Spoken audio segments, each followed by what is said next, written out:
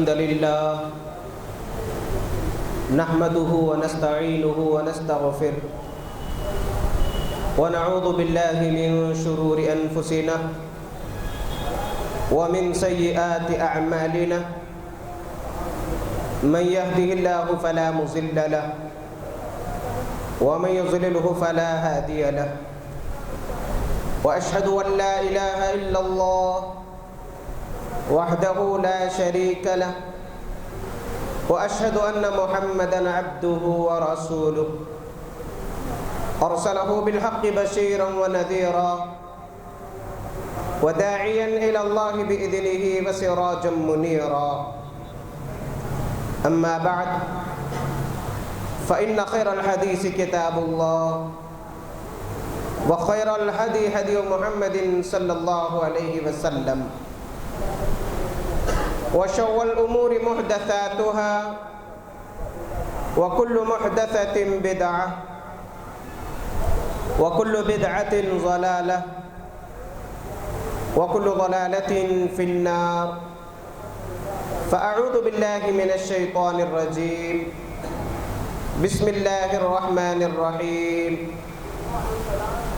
يا أيها الذين آمنوا توبوا إلى الله توبة نصوحا عسى ربكم أن يكفر عنكم سيئاتكم ويدخلكم جنات تجري من تحتها الأنهار يوم لا يخزي الله النبي والذين آمنوا معه نورهم يسعى بين أيديهم وبأيمانهم يقولون ربنا أتمم لنا نورنا واغفر لنا إنك على كل شيء قدير قال رسول الله صلى الله عليه وسلم كل بني آدم خطاء وخير الخطائين توابون رواه الترمذي رب اشرح لي صدري ويسر لي أمري واحلل عقدة من لساني يفقهوا قولي ربي زدني علما معزز و مکرم میرے دینی و اسلامی بھائیوں اور میرے اسلامی پردہ نشین ماؤں اور بہنوں، ساری تعریفیں، بڑائی بزرگی، تکبیر، تسبیح، تحمید، تحلیل اس ایک اللہ ہی کے لیے ہے جس نے ہم پر بے شمار انعامات و اکرامات کیے ہیں۔ سانس یہ ایک بہت بڑی نعمت ہے، آنکھ بہت بڑی نعمت ہے، قوت سماعت سننے کی صلاحیت یہ بہت بڑی نیکی ہے، صحت و تندرستی بہت بڑی نعمت ہے، 2 ہاتھ 2 پیر اور صحیح سالم جسم بہت بڑی نعمتیں ہیں۔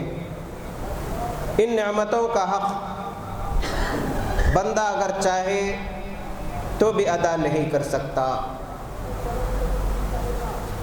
بے حساب درود و سلام ہو خاتم النبیین سید المرسلین رحمت للعالمین ساقی کوثر شافی محشر محمد الرسول اللہ صلی اللہ علیہ وآلہ وسلم پر۔ معزز سامعین،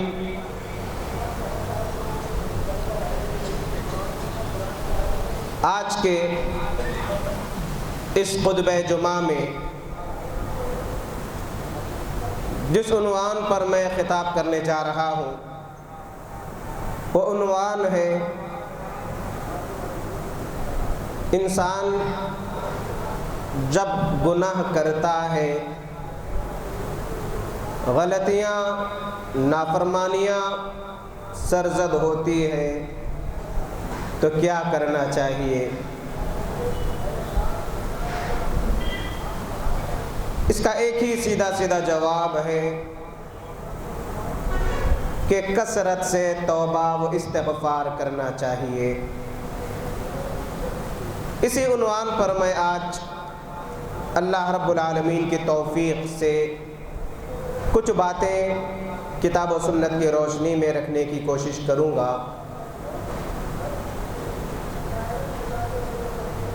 آج ہم اپنی زندگی کا اگر جائزہ لیں، صبح سے لے کر شام تک اللہ رب العالمین کی بے شمار نعمتیں ہم استعمال کرتے ہیں، کھانے پینے میں اور ضروریات زندگی میں اللہ رب العالمین اپنے فضل و کرم سے بے شمار نعمتیں ہم پر نچھاور کیے ہیں۔ ان نعمتوں میں دیکھنا یہ ایک بہت بڑی نعمت ہے، سننا یہ ایک بہت بڑی نعمت ہے، ہاتھوں سے کام کرنا، اپنی ضروریات پوری کرنا بہت بڑی نعمت ہے، پیر سے چلنا بہت بڑی نعمت ہے، سوچنا سمجھنا بہت بڑی نعمت ہے، اور صحیح سالم تندرست بدن عطا کرنا بہت بڑی نعمت ہے۔ ان نعمتوں میں انسان کے جسم کے اندر کئی نعمتیں ہیں اور باہر کی کئی نعمتیں ہیں۔ اتنی ساری اللہ رب العالمین کی ہم نعمتیں استعمال کرتے ہیں غذا کے طور پر، پھلوں کے طور پر، ترکاریوں کے طور پر، اناج کے طور پر، گوشت کے طور پر۔ پھر اللہ نے پانی کا انتظام کیا پیاس مٹانے کے لیے، ساتھ ہی ساتھ کئی مشروبات ہم استعمال کرتے ہیں۔ اتنی ساری نعمتیں جب ہم استعمال کرتے ہیں تو کیا ان نعمتوں کا ہم حق ادا بھی کرتے ہیں یا نہیں؟ ان نعمتوں کا حق یہ ہے کہ اللہ نے جو نعمت جس چیز کے لیے دیا ہے اس کو اللہ کی مرضی کے مطابق گزارنا۔ آنکھ دیا ہے تو اچھی چیزیں دیکھنا، زبان دیا ہے تو اچھی چیزیں بولنا، کان دیا ہے تو اچھی چیزیں سننا، وہ نعمتیں استعمال کرنا جو حلال ہے، ان نعمتوں سے یا ان چیزوں سے بچنا جسے شریعت نے منع کیا۔ ان نعمتوں کا حق ہم عبادتوں کے ذریعے ادا کر سکتے ہیں۔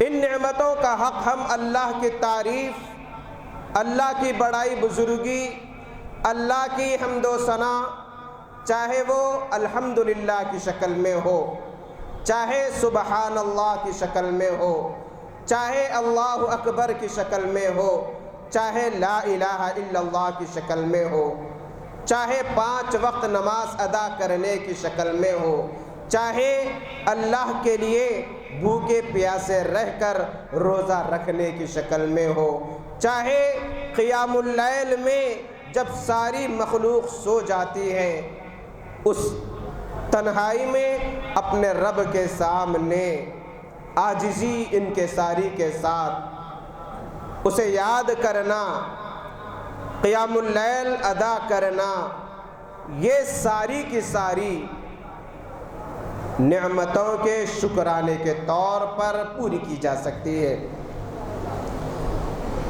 اکثر و بیشتر ان ساری نعمتوں کے استعمال کے باوجود انسان چاہتا ہے کہ ہم اپنی مرضی کے مطابق زندگی گزاریں، وہ کرے جو دل میں آیا، اور روکنے والے ایسے لوگوں کو برے معلوم ہوتے ہیں۔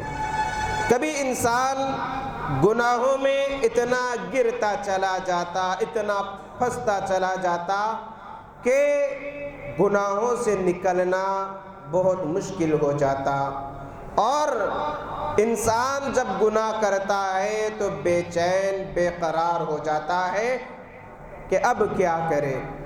جب انسان پہلی مرتبہ کوئی غلطی کرتا ہے اسے احساس ہوتا ہے کہ مجھ سے یہ نافرمانی ہو گئی، یہ غلطی ہو گئی، یہ گناہ ہو گیا، مجھے نہیں کرنا چاہیے تھا۔ دل ملامت کرتا ہے۔ اللہ نے انسان کے جسم میں ایسا سسٹم رکھا کہ انسان کرنے سے پہلے سوچتا، کرنے کے بعد خود اس کا دل ملامت کرتا کہ یہ نہیں کرنا چاہیے تھا۔ لیکن جب چیزیں گناہ بار بار جب کرتے جاتا تو انسان کا دل ایسا مضبوط ہو جاتا ہے کہ گناہ معلوم نہیں ہوتا، غلطی معلوم نہیں ہوتی، اور اسے اسی کے اندر مزہ آنے لگتا، چاہے وہ دھوکہ دینے کا معاملہ ہو، چاہے جھوٹ بولنے کا معاملہ ہو، چاہے حق تلفی کرنے کا معاملہ ہو، چاہے غیبت کرنے کا معاملہ ہو، چاہے کسی کو ڈبانے کا معاملہ ہو، چاہے کسی کو گرانے کا معاملہ ہو، چاہے کسی کی بے عزتی کرنے کا معاملہ ہو، چاہے نمازیں چھوڑنے کا معاملہ ہو، چاہے رب کو ناراض کرنے کا معاملہ ہو، چاہے کوئی بھی معاملہ۔ اسی لیے حدیث کے اندر کہا گیا انسان جب گناہ کرتا ہے تو اس کے دل میں ایک سیاہ نقطہ پڑ جاتا ہے۔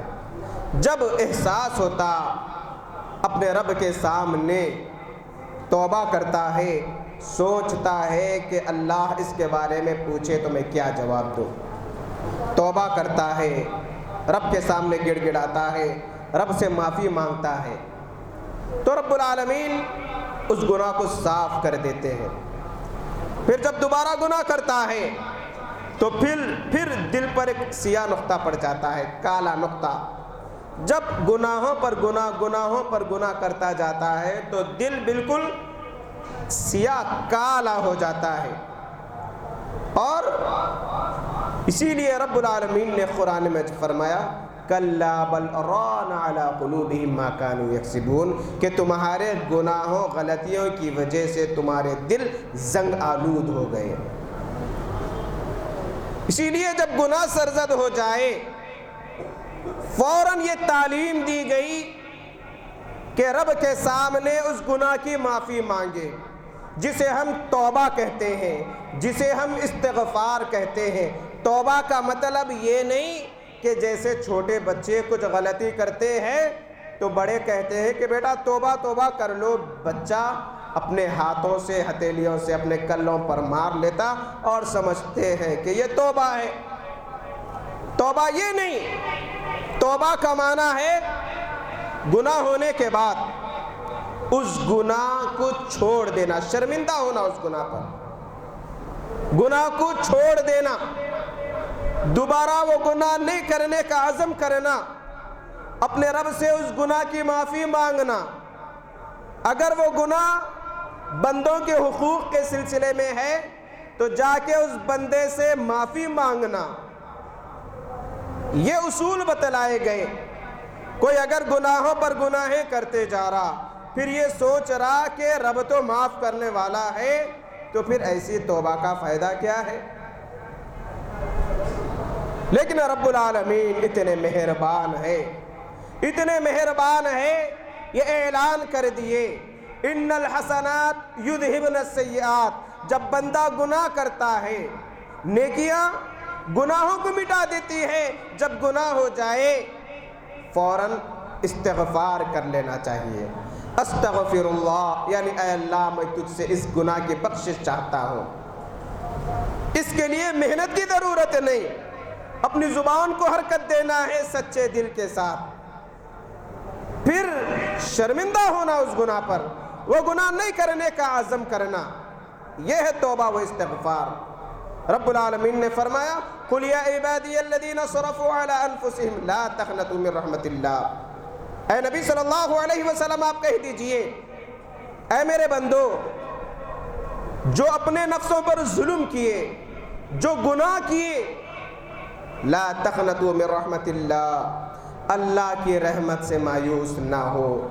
ان اللہ یغفر الذنوب جميعا، اللہ کی ذات تو وہ ذات ہے کہ اللہ تعالیٰ سارے گناہوں کو معاف فرما دیتا ہے۔ میرے بھائیوں، یہ استغفار اس کی بڑی فضیلت احادیث کے اندر آئی ہے، اس کے کئی فوائد بتلائے گئے ہیں۔ اور آج ہم جو گناہ کرتے ہیں، کئی بڑے بڑے گناہوں پر گناہیں ہوتی جاتے ہیں، لیکن ہم کو احساس نہیں ہوتا۔ اس کی وجہ یہ ہے کہ ہمارا دل مردہ ہو چکا ہے۔ بیوی کو تکلیف دے رہے، بچوں پر ظلم کر رہے، رشتہ داروں کے حق ادا نہیں کر رہے، والدین کے حق ادا نہیں کر رہے، دھوکہ دے رہے، ڈبا رہے، نقصان پہنچا رہے، تکلیف پہنچا رہے۔ ارے انتہا تو یہ ہو گئی کہ آج ایک دوسرے کو جان سے مارنا بڑا آسان ہو گیا۔ انسان کے جان کی قدر و قیمت گھٹ چکی ہے۔ آئے دن اخبارات میں ایسی کئی خبریں ہمیں ملتی رہتی ہیں کہ آپسی جھگڑا موت کا سبب بن گیا۔ کچھ دن پہلے زو پارک میں ایک قتل ہوا، ایک شادی خانے کے مالک کو معمولی بحث و تکرار کے بعد کچھ لڑائی ہوئی، کچھ جھگڑا ہوا، صلح صفائی کروا دی گئی، لیکن انتقام دل میں ایسا بیٹھ چکا تھا کہ 2 دن 3 دن پہلے یا تقریباً شاید اتوار کے دن قتل کر دیا گیا۔ رمنس پورے کے ایک مسلمان کا، مرنے والا مسلمان، قتل ہونے والا مسلمان، قاتل یہ بھی مسلمان۔ 1 2 نہیں، ایسے کئی واقعات ہمیں سننے اور دیکھنے میں ملتے ہیں، جبکہ رب العالمین کا یہ اعلان ہے، من قتل نفسا بغیر نفس او فساد فی الارض فکانما قتل الناس جميعا۔ کوئی کسی کو قتل کیا تو گویا کہ اس نے ساری انسانیت کا قتل کیا، ساری نسل کو برباد کر دیا۔ اور سخت ترین سزائیں رب نے اعلان کی ہے کہ جہنمی ہے، فلاں ہے فلاں ہے، لیکن ہم کو احساس نہیں ہوتا ایسے گناہوں کا۔ میرے بھائیوں، انس بن مالک رضی اللہ تعالیٰ عنہ فرماتے ہیں کہ ہم عہد نبوی میں معمولی گناہوں کو بہت بڑا پہاڑ سمجھتے تھے، معمولی گناہوں کو بہت بڑا پہاڑ سمجھتے تھے، جسے آج تم لوگ بال سے زیادہ باریک سمجھتے ہو، اسے ہم ہلاک کرنے والے گناہوں میں سے شمار کرتے تھے۔ آج گناہوں کا جو احساس ہے، اس کی جو قباحت ہے، دل سے نکل چکی ہے۔ ارے معافی مانگ لیں گے، اللہ معاف کرنے والا ہے، بعد میں دیکھا جائے گا، ہو گیا ہو گیا۔ یہ جو مزاج بنا ہوا ہے انسان کو، خود مسلمانوں کو تباہی کی جانب بڑی تیزی سے لے کر جا رہا ہے۔ یہ مزاج، اللہ کے نبی صلی اللہ علیہ وسلم فرماتے ہیں، صحیح درجے کی روایت ہے کہ ایک مومن جب گناہ کرتا ہے، ایک مومن سے جب گناہ سرزد ہوتا ہے تو ایسے محسوس ہوتا ہے کہ ایک بہت بڑا بوجھ اوپر ہے، ایک پہاڑ ہے جس کی وجہ سے وہ دب جائے گا۔ اوپر پہاڑ ہے جس کے نیچے گناہگار مومن دب جائے گا۔ گناہ کرنے کے بعد یہ احساس ہوتا تھا کہ گناہ ہو گیا، فرشتے لکھ لیے، اب رب کے دربار میں جاؤں گا تو اس عذاب کو کیسے برداشت کر سکوں گا، اس جہنم کی ہولناکیوں کو کیسے برداشت کر سکوں گا، یہ احساس رہتا تھا۔ اور ایک فاجر، بدکار، گناہگار جو گناہوں میں لت پت رہتا، اللہ کے نبی صلی اللہ علیہ وسلم نے اس کی مثال دی۔ فاجر عام مسلمان جب گناہ سرزد ہوتے ہیں، جب گناہ کرتا ہے تو بالکل یہ نظریہ رہتا، یہ سوچ رہتی کہ گناہ ہونے کے بعد ایسے گزر جاتا جیسے مکھی چہرے پر یا ناک پر بیٹھ گئی، اڑا دیا، کچھ بھی احساس نہیں۔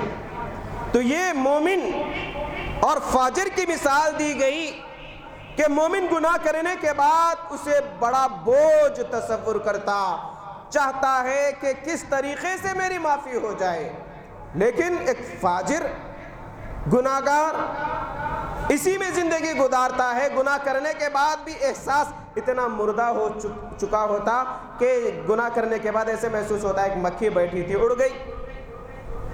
تو ہم اپنا جائزہ لیں، اپنے دل سے پوچھیں کہ ہم کس کیٹیگری میں ہیں۔ میرے بھائیوں، صحابہ گناہ کرنے کے بعد بڑے بے چین بے قرار ہو جایا کرتے تھے، بڑے پریشان رہا کرتے تھے۔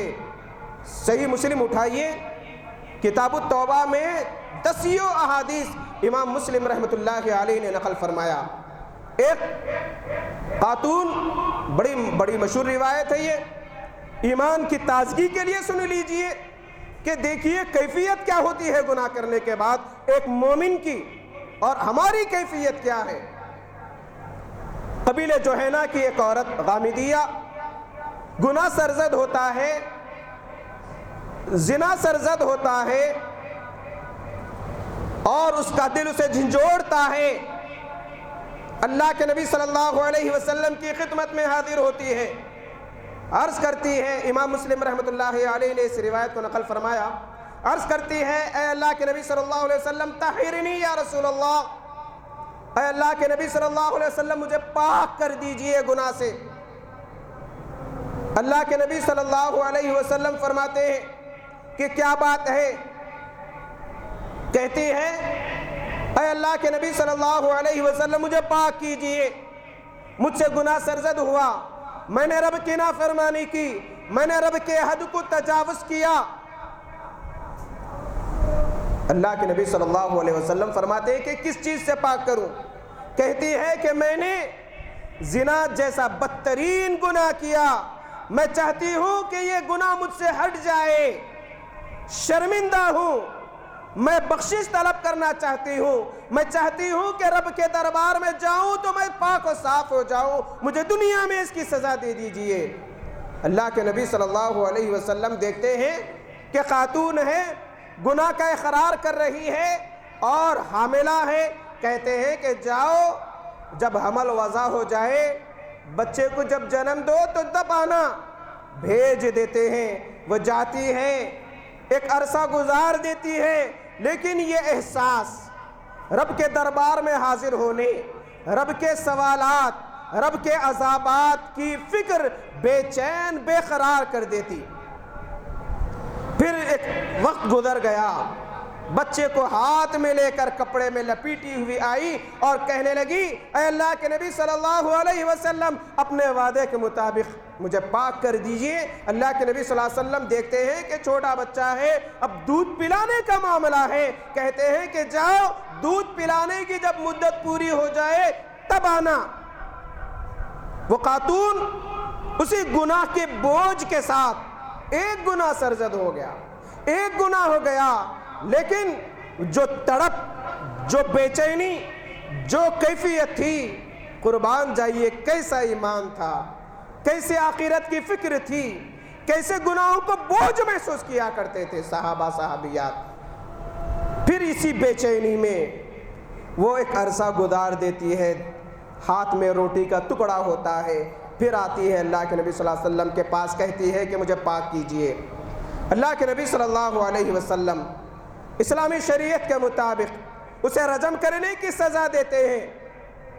بچے کو کسی اور صحابی کے حوالے کر دیا جاتا جو کفالت کی ذمہ داری لیتے، اور کہتے ہیں کہ اس خاتون کو زمین میں گاڑ دیا جائے، کمر تک کپڑے باندھ دیے جاتے ہیں، زمین میں گڑھا کھود کر گاڑ دیا جاتا ہے، اور زناکار شادی شدہ مرد یا عورت زنا کرے تو انہیں پتھروں سے مار کر ختم کرنے کی یہ اسلامی سزا ہے۔ یہ ظلم نہیں، معاشرے سے زناکاری بدکاری کو ختم کرنے کا ذریعہ۔ آج دنیا بے حیائی کی جانب بڑی تیزی سے بھاگ رہی ہے، اور نظارہ ہم دنیا کے اندر دیکھ رہے ہیں، زنا اور اس جیسے گناہوں کو معمولی گناہ سمجھتے ہیں، چاہے وہ آنکھوں کے ذریعے، کان کے ذریعے، زبان کے ذریعے کسی بھی شکل میں ہو، تو پتھروں سے مار کر اسے رجم کر دیا جاتا ہے، اور خون کا قطرہ حضرت خالد بن ولید رضی اللہ تعالی عنہ کے اوپر گرتا ہے۔ زبان سے کچھ الفاظ نکلتے ہیں، کتنی بدکار عورت کا خون مجھ پر گرا۔ اللہ کے نبی صلی اللہ علیہ وسلم کہتے ہیں کہ اس خاتون نے ایسی توبہ کی اگر اس کی توبہ کو مدینے کے 70 افراد میں تقسیم کیا جائے تو ان کی نجات کے لیے کافی ہو جائے گی۔ سبحان اللہ۔ یہ توبہ، یہ احساس، یہ رب کے دربار میں کھڑے ہونے کا ڈر، آخرت کی تیاری کی فکر، گناہ کو جو بوجھ محسوس کرتے تھے صحابہ، ان کی کیفیت یہ تھی۔ ایک اور روایت میں عمر رضی اللہ تعالیٰ عنہ دیکھتے ہیں کہ رجم کرنے کے بعد اللہ کے نبی صلی اللہ علیہ وسلم نے اس کی نماز جنازہ پڑھائی۔ کہتے ہیں اے اللہ کے نبی صلی اللہ علیہ وسلم، اس بدکار عورت کی نماز جنازہ آپ پڑھا رہے ہیں۔ اللہ کے نبی صلی اللہ علیہ وسلم فرماتے ہیں کہ اے عمر، اس نے ایسی توبہ کی، مدینے کی ایک جماعت میں اس کی توبہ کو تقسیم کر دیا جائے تو ان کی نجات کے لیے کافی ہو جائے گی۔ یہ ہے توبہ، یہ ہے استغفار۔ اور رب العالمین نے واضح اعلان کیا، ان الحسنات یذہبن السیئات، کہ نیکیاں گناہوں کو مٹا دیتی ہے۔ گناہ ہو گئے، وضو کیجئے، گناہ جھڑ جائیں گے۔ دعاؤں کا اہتمام کیجئے، گناہ جھڑ جائیں گے۔ رب کے دربار میں 2 رکعت نماز ادا کیجئے، گناہ جھڑ جائیں گے۔ توبہ کیجئے، گناہ جھڑ جائیں گے۔ کثرت سے اس گناہ کے دفاع میں کفارے کے طور پر رب کے لیے خرچ کیجئے، گناہ معاف ہو جائیں گے۔ استغفار کے کئی طریقے ہیں۔ آج کوئی ایسا مسلمان یا کوئی یہ دعویٰ نہیں کر سکتا کہ میں گناہگار نہیں ہوں، میں پاک ہوں، میں صاف ہوں۔ کوئی دعویٰ نہیں کر سکتا۔ انسان ہے، گناہ ہو جاتا، شیطان لگا ہوا ہے، وسوسے ڈالتا، اور یہ وسوسے گناہ کی شکل اختیار کرتے۔ اسی لیے اللہ کے نبی صلی اللہ علیہ وسلم نے فرمایا، کل بنی آدم خطاؤن، کہ ہر آدم کی اولاد خطا کار ہے، خطا کار ہے، گناہ گار ہے، غلطیاں، گناہ سرزد ہو جاتے ہیں۔ وخیر الخطائین توابون، بہترین لوگ وہ ہیں جو گناہ کرنے کے بعد انہیں احساس ہوتا ہے، توبہ وہ استغفار کرتے ہیں، توبہ کرتے ہیں، شرمندہ ہوتے ہیں، دوبارہ وہ گناہ نہیں کرنے کا عزم کرتے ہیں۔ یہ ایک مومن کی پہچان ہے اور یہ ہونا چاہیے۔ مجھے وقت اجازت نہیں دے رہا، جبکہ احادیث میں کئی واقعات استغفار اور توبہ کے بھرے پڑے ہیں۔ آئندہ جمعوں میں اسے واضح کرنے کی کوشش کروں گا۔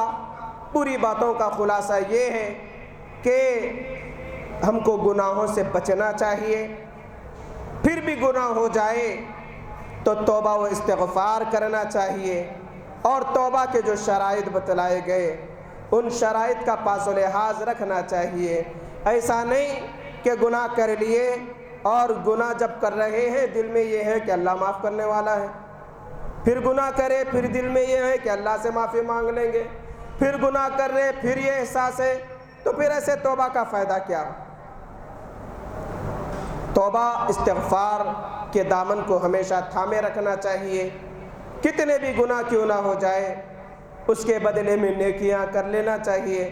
نیکیاں گناہوں کو مٹا دیتی ہیں، اور ہمیشہ اپنی زبان پر استغفر اللہ استغفر اللہ استغفر اللہ کے الفاظ کو جاری رکھنا چاہیے، کیونکہ یہ ایک بہترین ذکر بھی ہے، گناہوں کی بخشش کا ایک بہترین ذریعہ بھی ہے، اور رب کے دربار میں نجات کا ایک بہترین اصول بھی ہے، اور اس کے کئی فوائد انسان خود اپنی زندگی میں محسوس کرتا ہے، اور کئی فوائد آخرت میں انسان کو اس کے ملیں گے۔ آئندہ جمعے میں انشاءاللہ مزید باتیں میں واضح کروں گا۔ اللہ تعالیٰ سے دعا ہے، الہ العالمین ہم تمام گناہ گار ہیں، خطا کار ہیں، تجھ سے معافی کی امید رکھتے ہوئے استغفار کرتے ہیں، توبہ کرتے ہیں۔ الہی ہمارے ان گناہوں کو معاف فرما دے جو ہم نے لوگوں سے چھپ کر کیا، ان گناہوں کو معاف فرما دے جو لوگوں کے سامنے کیا، ان گناہوں کو معاف فرما دے جو رات کی تنہائی میں کیا، ان گناہوں کو معاف فرما دے جو دن کے اجالے میں کیا۔ الہی تو دلوں کے حال جاننے والا ہے، ہم سچے دل سے تیرے سامنے ان گناہوں کی بخشش طلب کرتے ہیں۔ الہی ہماری عبادتوں کو ان گناہوں کے لیے کفارہ بنا دے۔ الہی نیک اعمال کرنے کی توفیق عطا فرما۔ الہی عبادت گزار بندوں میں ہمیں شامل فرما، صالحین میں ہمیں شامل فرما، شاکرین میں ہمیں شامل فرما۔ الہی نمازوں کا پابند بنا دے۔ الہی کثرت سے تجھے یاد کرنے والا بنا دے۔ ذکر و اذکار کی توفیق عطا فرما۔ الہی آپس میں ایک دوسرے کے حقوق ادا کرنے کی توفیق عطا فرما۔ الہی ہمیں اختلاف، انتشار، نفرت، بغض سے دور فرما۔ ہمارے دلوں کو ایک دوسرے کے سلسلے میں صاف و شفاف بنا دے۔ الہی جو پریشان ہیں تو جانتا ہے پریشانی، الہی ان پریشانیوں کو آسانیوں میں بدل دے۔ الہی ہماری زندگی میں خیر و برکت نازل فرما۔ الہی جو کاروبار کے سلسلے میں پریشان ہیں، الہی تو مدد فرمانے والا ہے، ان کے لیے غیب سے رزق کے دروازے کھول دے۔ الہی جو کاروبار میں جنہیں نقصان ہوا ہے، الہی اس کا نعم البدل تو عطا فرما۔ الہی ہمیں حلال کمانے کی توفیق عطا فرما۔ الہی جو قرضوں سے پریشان ہے، الہی تو جاننے والا ہے، الہی قرضوں کی ادائیگی کا انتظام فرما دے۔ ربنا آتنا فی الدنیا حسنۃ وفی الآخرۃ حسنۃ وقنا عذاب النار وقنا عذاب القبر وقنا عذاب الحشر۔ اللهم إنا نسألك الجنة، اللهم إنا نسألك الجنة، اللهم إنا نسألك الجنة، اللهم أجرنا من النار، اللهم أجرنا من النار، اللهم أجرنا من النار، اللهم احفظنا من كل بلاء الدنيا وعذاب الآخرة۔ بارك الله لنا ولكم في القرآن العظيم، ونفعنا وإياكم بالآيات والذكر الحكيم، إنه تعالى جواد كريم ملك بالرؤوف رحيم رب حليم۔